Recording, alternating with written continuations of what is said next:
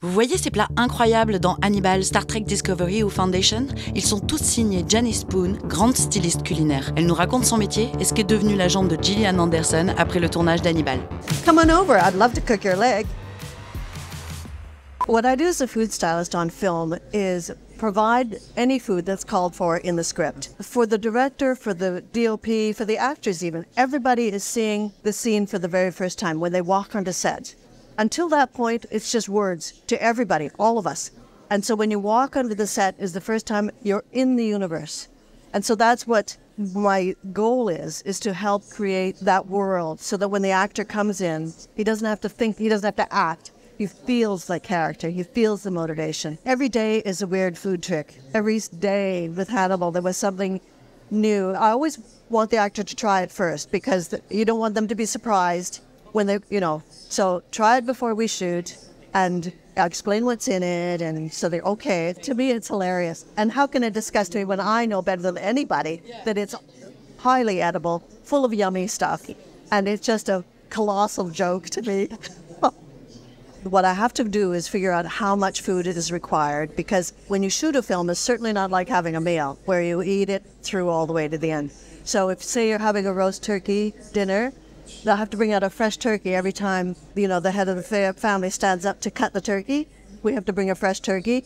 Everybody's plates have to go back to being nice, clean plates, and so it goes. You never know if you're going to get a close-up or not, if your food is going to get a close-up, what they're going to do with it. So you have to be ready for everything. So everything has to be perfect, and sometimes it doesn't get on the screen. But it doesn't matter because you just have to be ready for if it is one that wasn't hard, but we thought it was going to be hard. In Hannibal, there was a moment where Hannibal threw an egg in the air and caught it on the edge of the knife, twisted the knife, and the egg went down into the pan. And I've seen professional chefs, Japanese chefs, there's something they do on teppanyaki, and I've seen them fail. People who do it every night fail. So I thought, okay, I'll get the teppanyaki chef. And the prop master also was a bit paranoid, so he got another chef. So we had like a body double, a teppanyaki chef, a regular chef, 124 eggs, or 22 eggs. Maz comes ambling onto the scene. He said, so, what's going on here? I said, well, don't worry because we've got you covered. We've got a hand double, and they've all been like for 4 hours in makeup to make their hands. He says, well, what's the scene? I said, well, you throw the egg in the air and you catch it on the knife and you go like that. He said, oh, he throws up in the air. He does it. How could you do that? How could you do that? He was like, oh, I guess you didn't know I used to be a juggler before I was an actor. Then he ambles on set like he's Hannibal and does it again. I think they did 3 takes, so we all had scrambled eggs that day. It's funny, there's very rarely that much left over. But when there is, the crew generally, who has been eyeing it all day long, they divvy it up among the crew.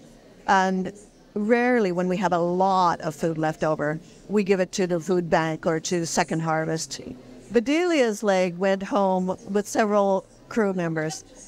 They couldn't wait to descend on that leg and cut it up. And, so funny, going home with look, honey, what's for dinner? Oh, Gillian Anderson's leg. You're only limited by your imagination. But the thing that I love about it the most is that food speaks such a clear language across the board. So even if it's aliens in space, they're communicating with their food. They're communicating what they want, what they're trying to get, what their personalities are. So that part of it intrigues me a great deal. Emily,